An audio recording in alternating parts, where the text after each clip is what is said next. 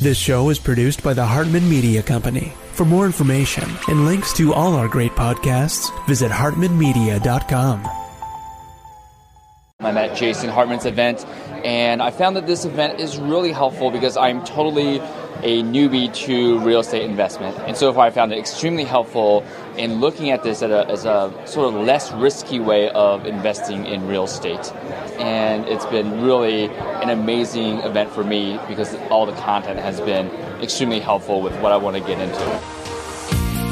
Welcome to the Creating Wealth Show with Jason Hartman. You're about to learn a new slant on investing, some exciting techniques, and fresh new approaches to the world's most historically proven asset class that will enable you to create more wealth and freedom than you ever thought possible. Jason is a genuine self-made multimillionaire who's actually been there and done it. He's a successful investor, lender, developer, and entrepreneur who's owned properties in 11 states, had hundreds of tenants, and been involved in thousands of real estate transactions. This program will help you follow in Jason's footsteps on the road to your financial independence day. You really can do it. And now, here's your host, Jason Hartman, with the complete solution for real estate investors. Welcome to episode 2033. We've got John Williams back today for part 2 of our very intriguing discussion. We'll have that in just a moment. But first, one of the things we are doing all the time to help understand what is happening with the economy, the macro picture, and specifically the housing market is we are constantly researching and looking into deep topics that are in kind of the background of the industry. And I thought I would share some research from an article I was reading this morning on one of those kind of background issues that really affects the market because it's about the mortgage industry. By the way, if you notice my scenery is different, I am here in beautiful Salt Lake City. We are hosting our collective event this weekend here, and I'm here a couple days early to do some business here at the beautiful Hyatt Hotel. They gave me this gorgeous suite. So it's just a beautiful hotel here. So that's why my scenery looks a little bit different. Anyway, Fannie Mae, the biggest part of the secondary mortgage market is definitely Fannie Mae. And they've notched $5 billion in profits in the last quarter, but they actually still expect a recession. Now, remember that there is a difference between a general recession and a housing recession. So let's take a look at this article. Now, this is a government-sponsored entity, of course, or a GSE, and the subtitle says, GSE said it now expects a 3.9% increase in home prices this year. So contrary to all of those folks out there who have been so terribly wrong and have missed so much opportunity calling for a crash, Fannie Mae, even with recession in their sights, is expecting an overall increase of 3.9% in home prices this year. So let's take a little dive into this article before we get to our guest today. It says Fannie Mae netted $5 billion in profits in the second quarter, and that was up, not down, up $1.22 billion from the first 3 months of the year in the first quarter. Executives attributed the swollen profits to continued strength in home prices, which have risen 5% in the first 6 months of the year. In fact, Fannie Mae is no longer predicting a decline in home prices this year. The government-sponsored enterprises forecast now calls for a 3.9% increase, though a recession is still in the cards. Quote, the economy has remained more resilient than we expected earlier this year, but we believe it is still on a decelerating path and additional drags are likely forthcoming. That's the chief financial officer. What else here? I want to share with you a couple of bullet points from this article that are really quite interesting. Now, remember, this isn't the overall housing market. What we're talking about is simply mortgage business for the biggest government-sponsored enterprise. And it says single-family conventional acquisition volume, so these are purchase money loans, was $82.9 billion in the last quarter. That was up 32% from the first quarter, which just clocked about 67 billion. So a 32% increase in conventional purchase mortgage volume. Of course, the refi market is largely dead. That would be the contrast. They'd be talking about non-purchase volume. Okay, purchase acquisition volume, 45% of which was first-time buyers. Wow, that's interesting. So first-time buyers accounted for almost half of the market. That increased to 76.4 billion from 56.5 billion in the first quarter. And refinance acquisition volume, this is, the almost dead market, was about 13 billion in the second quarter. And that was even up from 11 billion in the first quarter. That's amazing that refinance volume would be up. Like, that actually really surprises me quite a bit. But this point right here, folks, proves the point I have been making for many, many years right on this show. Go back and listen to the old episodes. You'll hear me saying this, right? I talk about how when people can't afford the home they used to be able to buy, they simply compromise. They accept less. Life is nothing more than a series of compromises and trade-offs. You never get everything you want. And this absolutely proves that. I mean, a purchase acquisition volume last quarter of nearly half of the overall market for mortgages is truly staggering. Why is that so staggering? Why does that just really make the point? Well, it's because those people aren't trading equities.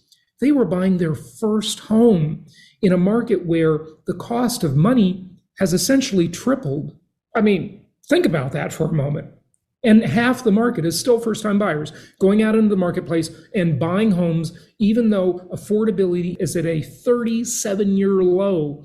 They are simply learning to accept and take what they can get, right? And that's the thing that happens. All of the people out there thinking it's kind of this linear thing of you have this home buyer that is going to buy this home, and now this home buyer can't afford this home. So, the market's going to crash. That's what they think because they just don't understand how things work. What they don't know is that this buyer that now can't buy this home now buys this home down here. They buy a lesser home. Obviously, 45% of the market, first-time buyers, absolutely amazing.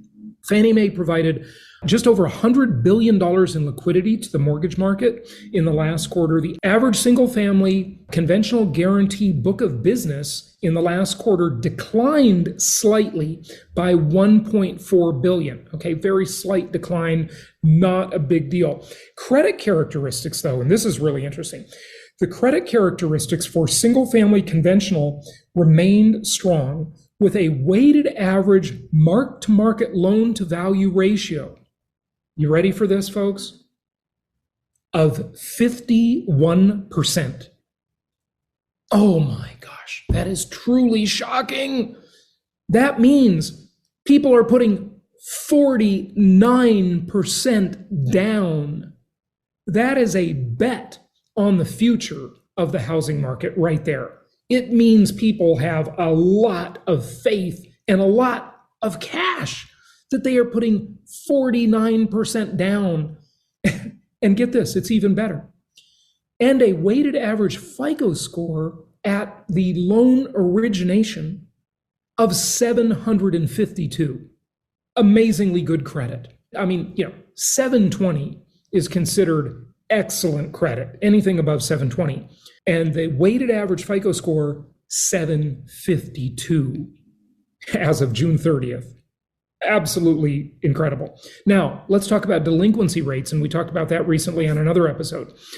Single-family serious delinquency rate, okay? These are the people over 90 days delinquent. They consider them serious delinquencies, right? So they didn't make their mortgage, they skipped their mortgage payment for 1 month, then they skipped it for another month, then they skipped it for a third month.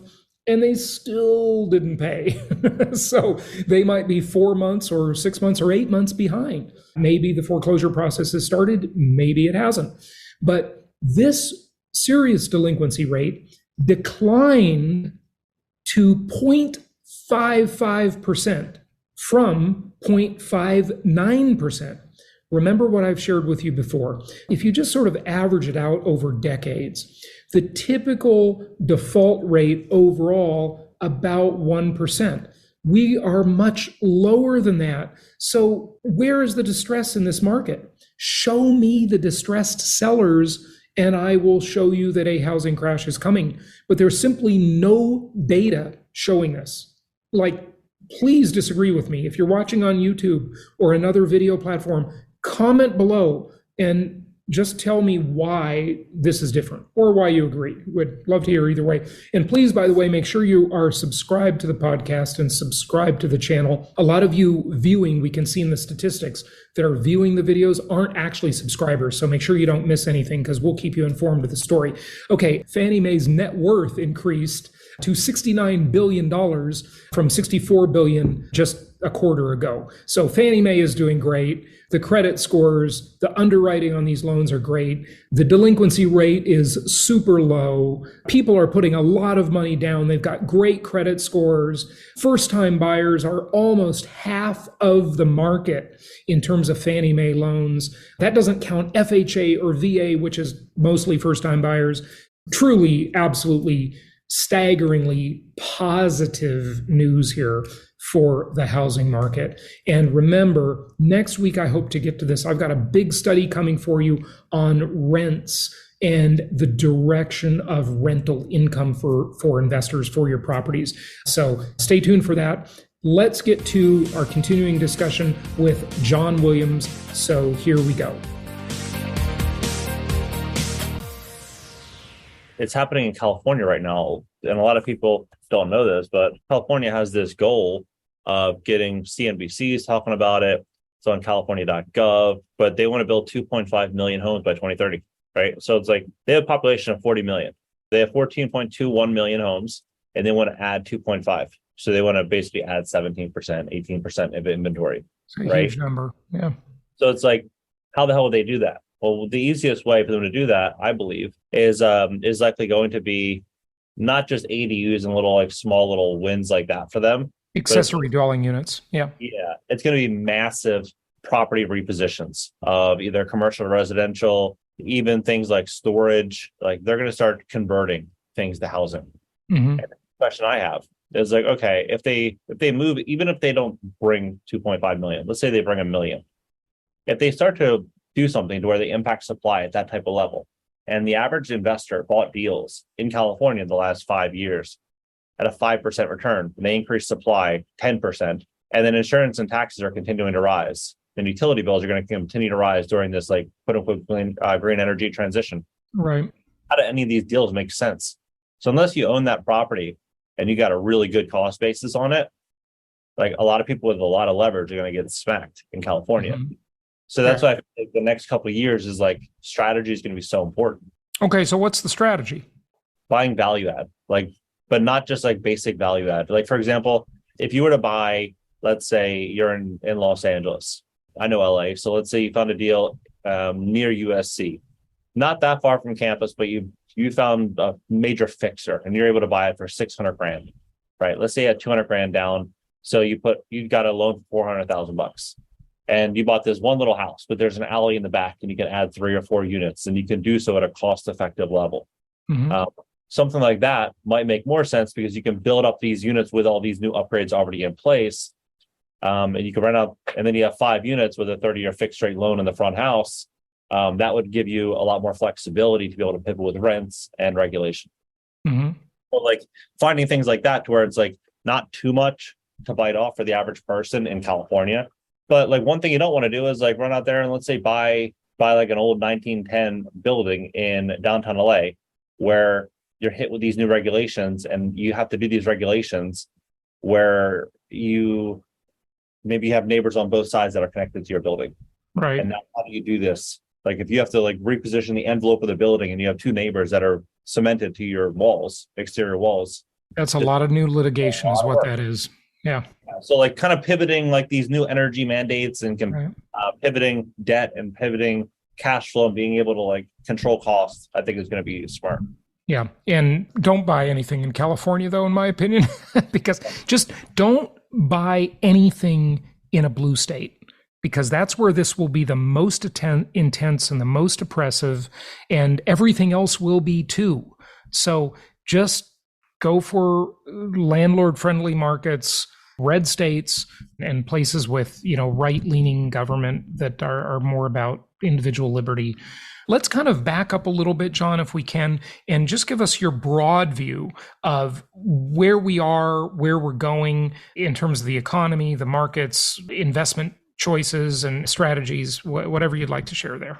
All right. So broad view, I believe that the wealth that's going to be, some people would say lost, is not actually lost. Money is never lost, it's simply transferred from one group to another.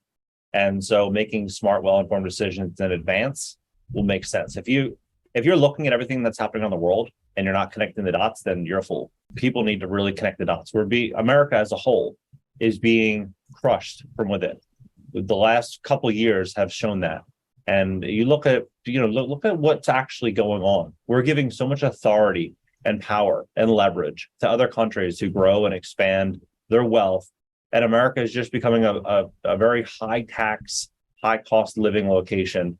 And I think the next 5 to 10 years are going to be not the prettiest for America. But I'm not saying I love America. I love America more than anywhere. But I just looking at the facts, that's what the facts say. But I do think there's going to be a lot of money to be made, but it's just, I think there's going to be a lot of curveballs coming too. Mm-hmm. So the question with that, and I agree with you completely, the question is compared to what? That's just all over the world. There's a lot of locations where, and like I'm looking into this now, and a lot of people are getting second passports and kind of like having more options. Like, of course, there's other locations, like compared to what, definitely. But if you look at, let's look at a place like Costa Rica, right? Costa Rica has some benefits for sure, but they also have some really big downsides, right? And you look at a place like Dubai, they have some benefits, they have some massive downsides. And you look at other places, right? The same thing is true, but just having that ability to pivot, if one area gets really bad, you can kind of like, you have options in other areas. So I'm not saying to like leave America. I'm not saying anything like that. But I'm simply saying options are key in the future. I think real wealth is going to come down to options. Yeah, I agree with you. And that's one of the nice things that wealth does give you, is it gives you options and it gives you more autonomy and control over your life. I do want to say on that second passport note, remember, you don't need a passport to actually just go live somewhere. There's lots of places you can go live without citizenship, okay? And beware, because there are a lot of scams in that second passport world. I've looked into it, I've done shows on it. So just be careful. That's I just want to point that out for people. Okay, yeah, so having options and autonomy, certainly good. Anything else? Yeah, I mean, the people that you have around you, like you want to have really, really good people around you. I think that's going to be extremely important. I think a lot of people have learned this the last couple of years. Relationships have either flourished or suffered the last couple of years with a lot of people close to you. I can almost guarantee it. Same thing has happened to me. Same thing I'm sure probably happened to Jason. So having really good people around you, really being a forward-thinking entrepreneur and paying attention to these new rules, laws, and regulations that are coming. Build businesses online that are scalable with low cost and kind of diversify your way into the future. I think is all going to be good advice. Yeah, I couldn't agree more, John. Having that network of people you can tap into and being around people who are thinking about this stuff instead of just being the sheep that are kind of the apathetic ones, just kind of going along with the flow. You've done a lot of shows on the areas in which government and the elites are trying to restrict our freedom or gain more control, surveillance over our lives. And one that, we're both thinking about and a lot of others are thinking about lately is the central bank digital currencies, the CBDCs. That ultimate surveillance tool is being able to not only surveil, but control how people spend money. And the idea of losing spending freedom, having that attached to our behaviors, our social credit scores. What are your latest thoughts about that? I don't think CBDCs will be everywhere right away. I think it'll probably be like a slow drip. I think America is going to be one of the America, Europe, they're going to be much more strict and much more aggressive. Australia, before some other locations. Like I think some other locations that have major financial hubs, like even Switzerland, like they're working on a CBDC. I don't think it's going to be as aggressive as America off the bat because their entire economy is supported by global investment. And if people start to think that they're going to move, I mean, they're holding a third of the world's wealth. If that country, if people start to deem it as a risk towards storing their wealth, that's going to be a big problem for Switzerland. So I think look at Switzerland, you look at St. Kitts and Nevis, you look at other locations, I think that they're going to try to do their best to try to continue to be a tax haven and to be, but Switzerland's not really a tax haven, but be like a financial hub. So I think some markets are going to be worse than others. So, having potentially bank accounts in different locations, I think it's going to be important. That's one of the reasons also, like I love America, but at the same time, I know that this CBDC is going to be coming, like for sure. FedNow is launching now, right? Like, or in a couple days. So you look at that, like. Tell us about FedNow and how that's the precursor to the CBDCs. So how FedNow works is before you would use a bank and it would basically be you going through your bank, sending money to another person's bank, and then that consumer would have access to it or that business, right? But now the consumer, say I wanted to send money to Jason, I would tell Merrill Lynch or Chase Bank or Wells Fargo, whichever bank, send Jason 10 grand. Then it would go through FedNow, and then FedNow could either approve it or deny it before then giving the permission to Jason's bank, Chase or whatever, to send it to Jason. So it gives them like the ultimate authority to give yes or no on transactions. So if they bring in a CBDC, it easily just plugs everything together. Right. So can you imagine your transaction can not only be vetoed by your bank, because banks are doing that a lot since the Patriot Act and the KYC laws that have become so strict, and all the banks are so scared, of course, unless you're a big drug cartel, then they're happy to help you, right? Because you're doing a lot of transactions. But if you're a normal person with normal amounts of money, banks pull your wires all the time. They think, oh, this is money laundering or this is a suspicious transaction. And, I've noticed on my wire transactions the last couple of years, the bank is now asking, what is the reason for this wire?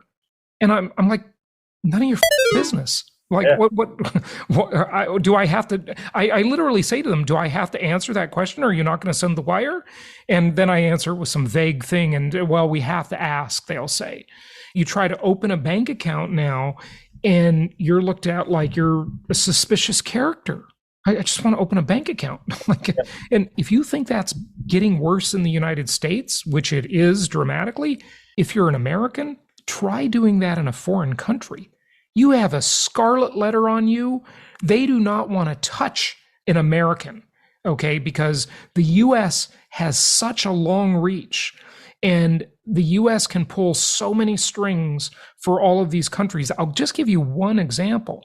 When you look at like these Caribbean nations, for example, and you mentioned St. Kitts and Nevis, that's a haven. The Cayman Islands, that's another haven, right? And the government and the elite class, they love hurricane season. Because whenever the hurricane seasons roll through and it hits those little Caribbean nations, they always need aid. And the U.S. says, hey, look, we'll help you. We'll send you some money. We'll send you an aircraft carrier to help you out, purify water or whatever, whatever you need.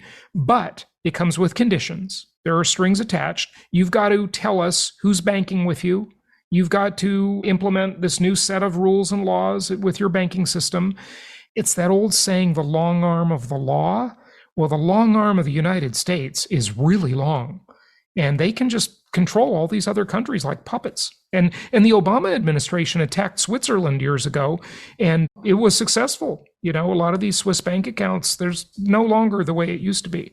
And I'm not saying, by the way, this is all bad, because I don't want people evading taxes. I want them to pay their share. Look, I'm paying, okay? I want the other guys to pay too. But it just sort of creates this climate of they're just closing in on it for everybody, right? The walls are closing in and they're giving people nowhere to run. So as soon as they can tighten that up, then they can increase the level of taxation and oppression. And that's the problem. I agree to a certain extent, but I also think that if you have all of your eggs in one basket, which I'm like concerned about America expanding its grips, they're not going to grab anything harder than the American people now. They're going to grab like that. And so they're going to try to push, sure. But if you have options overseas in different locations, I think that's going to be valuable. Because you look at what's happening now, we're going to witness, I believe, a massive bank consolidation in America the next couple of years, commercial real estate problems. If we go from having thousands of these small, 4,000 plus of these small little regional banks, and then it goes down to where JP Morgan, Chase, Bank of America, Wells Fargo, Citi, these banks own market share. Oh, they're going to have more authority and power, and they're going to have a monopoly over the banking system. And when they have that, they already have, their monopolies are already way too big. No, I mean, it's going to get worse. Yeah. Like it's going to get way more extreme than what we're seeing now. I agree. So I like the idea of, looking at overseas in certain markets. Of course, do your research on telling people what to do. But if you're sitting on some money, I would bet that in the next couple of years, you would probably be thankful to have options if those options are well thought out. Yeah. Good stuff. Okay. Anything else you want to share, John? Just a question I didn't ask you, a topic that maybe you're covering on your show that our listeners need to hear about. Well, I think one of the really, really big concerns going forward, I think that a lot of people are also banking on inflation going down. I'm going to be one of those people that are going to say that I think inflation is going to get much, much worse in terms of everyday food costs. Oh, and I agree with you completely. Yeah. And I think that also people might disagree with this, but I think rents are going to go down in a very dramatic fashion too. Oh, really? Interesting. I think that's the opposite. Tell us why. So a couple things that I think are happening right now. If you look at what's going on, you actually shared, 20% of homes are without mortgage? 42% of the homes have no mortgage. And then the rest of them have very low rate mortgages. Okay, cool. So if you look at it's like, I think something like 99% of mortgages are below 6%, some number like that, right? And so if you look at this and you're like, okay, 99% of mortgages below 6%, a large block of investors own properties outright, no mortgage, right? 1.7 million housing units under construction that were, they thought they had buyers at 3%, 4% mortgages. Now a lot of these buyers can't qualify, right? So you have all this inventory. You have retirees that thought that they had the retirement plan tucked away, Social Security, they were going to live in a 2-3% inflation world. You had all these people that were thinking everything was going to be completely normal. But now you have a lot of these property owners that soon could be upside down on their properties. But what are they going to do? They're going to do one of three things. They're going to find a way to pay that mortgage, rent out rooms in their house. They're going to rent out their property, or they're going to walk away, right? One of those things. But they have a 2 or 3 or 4% mortgage, and they have a pretty low cost basis. Odds are they're going to want to try to hold on to that property. So what are they going to likely do? They're going to say, hey, if I can rent out my house, I'm going to try to rent it out, try to weather the storm, right? So you have a lot of these people that own these homes outright. They don't want to sell in this inflationary world. They want to bring in some cash, right? You have a lot of landlords right now that are going to be renting out their properties that 1.7 million houses hits the market. They're going to likely trade to private equity. They're going to rent them. You're going to have a lot of these essentially office buildings. Let me encapsulate your theory there. Well, the office building conversion is prohibitively expensive, my friend. I mean, that is just very expensive to convert that to residential. Right away. I think that's going to be like more of a 5-year thing. But I think what's going to happen is we're going to start to see a slow drip in some of these conversions. And I think the zoning laws are going to loosen up in a lot of cities to where it become more achievable. And I think the zoning laws need to loosen up in a lot of these cities. But I'll tell you something. Let's talk about the office conversion thing for just a moment. And then I want to go back to your interesting theory there.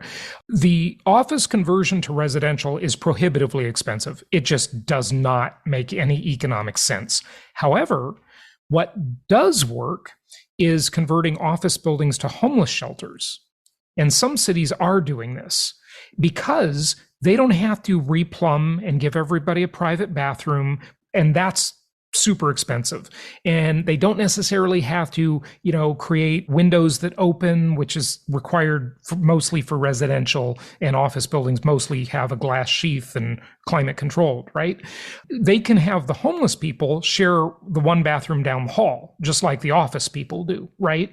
And so that conversion actually works, and it has happened in a few places, and a lot more cities are talking about it. But guess what happens? as soon as you start converting your downtown to homeless shelters, nobody wants to live downtown Values tank. anymore. Yeah. And so the downtown core city values, just no one will be interested in living there. No stores will be interested in opening there or staying in business there because of the clientele you're going to have. Now, ideally, in a normal world that rewarded the right things, which is not the world we live in, we all reward the wrong things, sadly. But the homeless people would pick themselves up and they just get a hand up rather than a hand out. They'd pick themselves up and they'd become productive members of society. That's what should happen. But the reality is we have a cycle of dependence, and the government rewards that because they want it, because that's the way they get the votes and so on and so forth. It's disgusting. So that's one thing just on the office building conversion issue I'd wanted to say. Anything on that before we move on? Yeah. So I think what a lot of people also don't realize is now people, maybe they do, about 40% of income in most areas goes towards rent, right? Yeah. So in Miami, it's 50%. And same with LA, right? And so when you have a market, right, or a world where household inflation is costing the average family $11,500 a year to maintain their former standard of living 3 years ago, right? What are they going to do when food prices rise? Gas prices continue to rise, car insurance, everything's rising. Who are they going to feed first? Their landlord or their kids, right? Yep. What I think is going to happen is I believe we're going to see a lot of investors chasing tenant quality more so than maybe that sky high rent. Like if I was a landlord, had 10 properties that were paid in cash, would I care about getting market rent or above market rent? No, I'd want to get that tenant that has cash in the bank, great credit, that can give me security. They can pay me a few months up front. They really give me peace of mind. I think landlords are going to be chasing tenant quality, and they're not going to be chasing returns as much. And we see this with tons of new inventory hitting the market with a lot of these accidental landlords that never intended to become landlords because of they locked in these mortgages the last couple of years. So like, oh, I want to move to Florida. I want to move to these other areas. I want to move away from my high tax city. But now maybe they're having second thoughts. Like you're going to start seeing a lot of people that can't sell their properties become landlords. But what's interesting about your theory, and I disagree with you, by the way, and we talked, I think you could sense that from when I was on your show, because your theory is interesting though. And here's why it's really interesting. What you're saying is because people have very low mortgage rates, like you said, 99% of people have a mortgage at or below 6%. And then, you get much lower than that. And that we've shared those percentages a lot on the show. And then 42% of the people have no mortgage at all. So what you're saying is because people have such low carrying costs, they will just rent their house for the cheapest price. They will compromise more on the rents because of their low cost. What? I'm saying the ones that have no mortgage, they're going to be focused more on tenant quality. Like they're going to be really looking for the tenant that can really pay. The person that has a low mortgage, they're going to obviously want a great tenant as well. But if they don't pay their bills, it's not going to make sense for them, right? They're probably just going to give the keys back to the bank. So what I think is going to happen is going to be landlords as a whole. It's going to go from a world where everyone's chasing a fat yield to chasing security. Okay, so that may be true. When times get tough, people do get more security-oriented than opportunity-oriented, unless you have some vulture capitalist, right? That are opportunity-oriented in that market. But the thing is that if you have more accidental landlords, as you put it, right, like Airbnb conversions dropping down into the regular long-term rental market, which is happening, and Airbnb is largely a bust. You have more accidental landlords. There are people that did not let go of their house. They kept the house. So you have lower housing inventory. You have a continued low supply of housing for sale inventory. And you still have the problem, John, of increasing household formation and not increasing household inventory. And that's the hard fact that just only fixes itself with really liberal zoning and no requirement for net zero and environmental stuff and allowing people to construct lower quality, cheaper homes and incentivizing them to do it. Unless you have that, unless you have some massive increase in supply, it doesn't matter if it's for sale or for rent. You got to have more just houses, regardless of which path they are. That's my thesis. Yeah, I mean, I think that a lot of people have talked about a housing shortage, and there's no doubt that we're in one right now in terms of inventory. There's very limited inventory. But I also think that a lot of people are looking at the economy, looking at the stock market, looking out, and they're saying the world's not that bad. Like everything looks pretty good, right? Like it makes no. I had someone on the podcast yesterday, and I was like, he's like, what do you think about a market crash? I'm like, you know what's crazy? Home prices are the same today, basically, in most markets than they were with 3% mortgages. Like when in the world have we seen mortgage rates nearly triple and home values flat? And because of that, people are looking at like, hey, on paper, my net worth is the same. Like I'm fine, doesn't really affect me, right? But I don't think it's sustainable. I think that we're witnessing a situation in which it's not just going to be, these quote unquote accidental landlords. It's not just going to be Airbnb. It's not just going to be retirees that are pushed into a corner. It's not going to be people that can't refinance their homes. It's going to be a slew of situations in which it's going to force people to do things that maybe they didn't otherwise consider in 2023, potentially in 2024, and into the future. We're going to continue to see, I think, a lot of change and things that will happen that no one really anticipated. Yeah, I think we both agree, even though we disagree on how the real estate's going to play out, I think we both agree that the standard of living is going to decline and that people are going to have to accept less as the middle class gets hollowed out. And so what we hope to do on both of our shows is help people move up and not down, right? That's what our mission is. I know it's your mission. I know it's my mission, to basically end middle class poverty. And the pressures are just increasing on the middle class.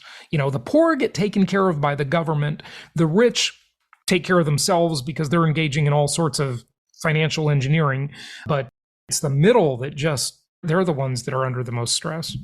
I 100% agree. And I love your show. And I think that what you're doing, teaching people about real estate and helping them get into really good deals, will always matter. Whether the market goes up, down, sideways, if you're buying a good deal and you're buying it at a good price point that is cash flowing, like you're going to do well, right? If you have to pivot a little bit in the market, it doesn't really matter, because what's the alternative? To sit in like fiat currency that's going to get eroded over the next couple of years.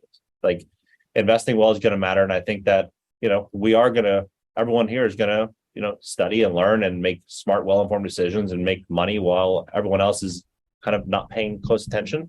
We can eat their lunch.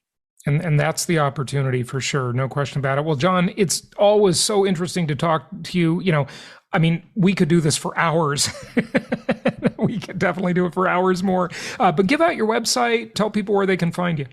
Cool. You guys can check me out on YouTube at This Is John Williams, or Instagram, same handle. Excellent. This is John Williams. All right. Thank you so much. Got it. Bye, Jason. Thank you so much for listening. Please be sure to subscribe so that you don't miss any episodes. Be sure to check out the show's specific website and our general website, hartmanmedia.com, for appropriate disclaimers and terms of service. Remember that guest opinions are their own, and if you require specific legal or tax advice or advice in any other specialized area, please consult an appropriate professional. And we also very much appreciate you reviewing the show. Please go to iTunes or Stitcher Radio or whatever platform you're using and write a review for the show. We would very much appreciate that. And be sure to make it official and subscribe so you do not miss any episodes. We look forward to seeing you on the next episode.